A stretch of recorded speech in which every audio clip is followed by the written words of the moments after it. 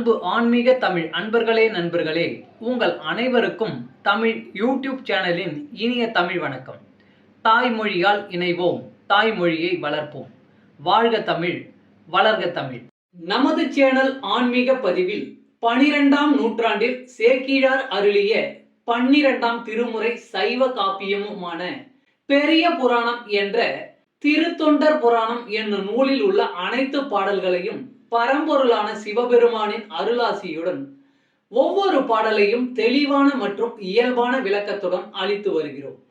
நாங்கள் அளித்து வரும் இந்த பெரிய புராணம் என்ற திருத்தொண்டர் புராண பதிவினை கேட்டு அதன் இனிமை உணர்ந்து அகிலம் காக்கும் இறைவனின் அருளாசியை பெற்று இறைப்பயன் அடையுமாறும், மேலும் இந்த பதிவிற்கு லைக் மற்றும் ஷேர் செய்தும், அது மட்டும் அல்லாமல் இதுவரை இந்த சேனலுக்கு நீங்கள் சப்ஸ்கிரைப் செய்யவில்லை என்றால் சப்ஸ்கிரைப் செய்து பெல் பட்டனையும் அழுத்தி ஆதரவு அளிக்கவும் அன்புடன் கேட்டுக்கொண்டு இப்பதிவினை தொடர்கிறேன். வாருங்கள், ஆன்மீக பதிவில் சேக்கிழாரின் 12ஆம் திருமுறையான பெரிய புராணம் என்ற திருத்தொண்டர் புராண பாடல்களை தெளிவான விளக்கமுடன் அறிவோம், அறிந்து தெளிவோம், தெளிந்து இறைப்பயன் அடைவோம். பெரிய புராணம் அல்லது திருத்தொண்டர் புராணம் என்பது சேக்கிழார் அவர்களால் பெருங்காப்பிய இலக்கணங்கள் பலவும் கொண்டதாக இயற்றப்பட்ட சைவ காப்பியம் ஆகும். சுந்தரமூர்த்தி சுவாமிகளின் திருத்தொண்ட தொகை என்னும் நூலை முதல் நூலாக கொண்டும், சுந்தரமூர்த்தி சுவாமிகளை காப்பிய தலைவராக கொண்டும், அவர் போற்றிய சைவ அடியார்களின் வாழ்க்கை வரலாற்றினையும் இந்நூலில் சேக்கிழார் விவரிக்கிறார்.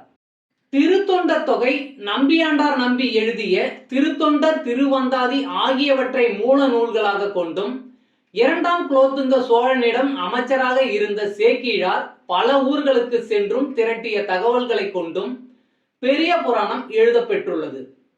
2ஆம் குலோத்துங்க சோழனின் ஆணையின்படி தில்லைக்கு சென்றவர் அங்கு இருக்கும் இறைவனான நடராசர் உலகெல்லாம் என்று அடியெடுத்து கொடுக்க, சேக்கிழார் உலகெல்லாம் உணர்ந்து ஓதற்கு அரியவன் என பெரிய புராணத்தை தொடங்கியதாக நம்பப்படுகிறது. இடைக்கால இலக்கியத்தில் மக்களின் வாழ்க்கை பற்றி வரலாற்று போக்கில் அறிவதற்கு இந்நூல் உதவுகிறது. பெரிய புராணம் முதல் காண்டம், 2ஆம் காண்டம் என 2 காண்டமாகவும், முதல் காண்டத்தில் 5 சருக்கங்களையும் 2ஆம் காண்டத்தில் 8 சருக்கங்களையும் உடையதாக அமைக்கப்பெற்றுள்ளது. சுந்தரமூர்த்தி சுவாமிகளின் திருத்தொண்ட தொகையில் இடம்பெற்றுள்ள பாடல்களின் முதல் வரியே சருக்கங்களின் பெயர்களாக உள்ளது.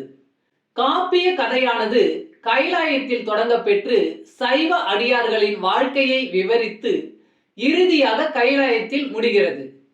முதற்காண்டத்தில் திருமலை சருக்கம், தில்லைவாழ் அந்தணர் சருக்கம், இலைமலிந்த சருக்கம், மும்மையால் உலகாண்ட சருக்கம், திருநின்ற சருக்கம் என்ற 5 சருக்கங்களும், 2ஆம் காண்டத்தில் வம்பரா வரிகண்டு சருக்கம், வார்கொண்ட வனமுலையால் சருக்கம், பொய்யடிமை இல்லாத புலவர் சருக்கம், கரைக்கண்டன் சருக்கம், கடல் சூழ்ந்த சருக்கம், பத்தராய் பணிவார் சருக்கம், மன்னிய சீர் சருக்கம், வெள்ளானை சருக்கம் என்னும் 8 சருக்கங்களும் அமைந்துள்ளன.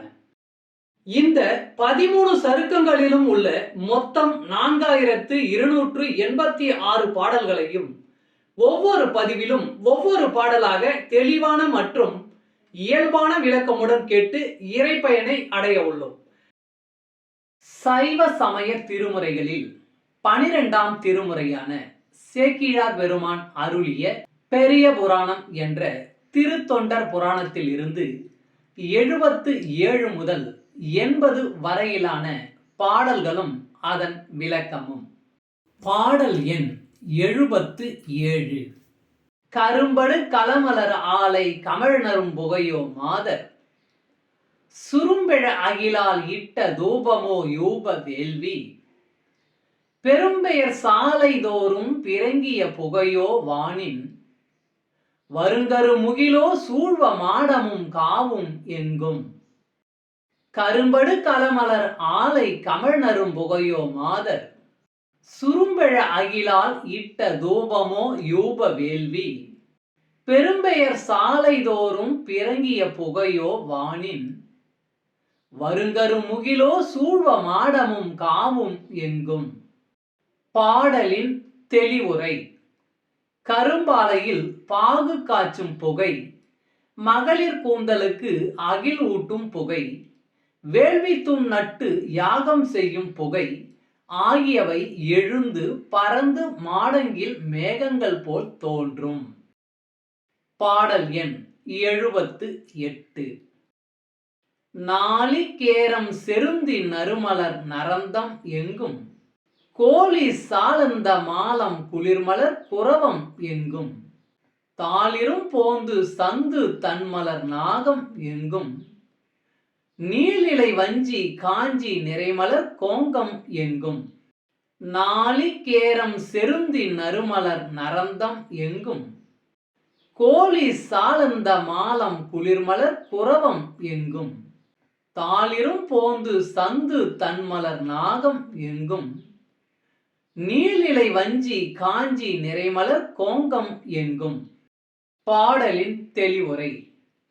நாளிகேரம் செருந்தி நரந்தம் கோழி மாலம் குரவம் தாலி சந்தனம் நாகம் வஞ்சி காஞ்சி மலர்கள் எங்கும் பூத்திருக்கும். பாடல் எண் 79. சூத பாடலங்கள் எங்கும் சூழ்வழை ஞாழல் எங்கும், சாதி மாலதிகள் எங்கும் தன் தளிர் நரவம் எங்கும், மாதவி சரளம் எங்கும் வகுள சண்பகங்கள் எங்கும், போதவிழ் கைதை எங்கும் போக புன்னாகம் எங்கும், சூத பாடலங்கள் எங்கும் சூழ்வழை ஞாழல் எங்கும், சாதி மாலதிகள் எங்கும் தன் தளிர் நரவம் எங்கும், மாதவி சரளம் எங்கும் வகுள சண்பகங்கள் எங்கும், போதவிழ் கைதை எங்கும் போக புன்னாகம் எங்கும். பாடலின் தெளிவுரை. பாடலம் வழை ஞாழல் மாலதி நரவம், மாதவி சரளம் வகுளம் சண்பகம் கைதை பூகம் புன்னாகம் மலர்கள் பூத்திருக்கும். பாடல் எண் 80.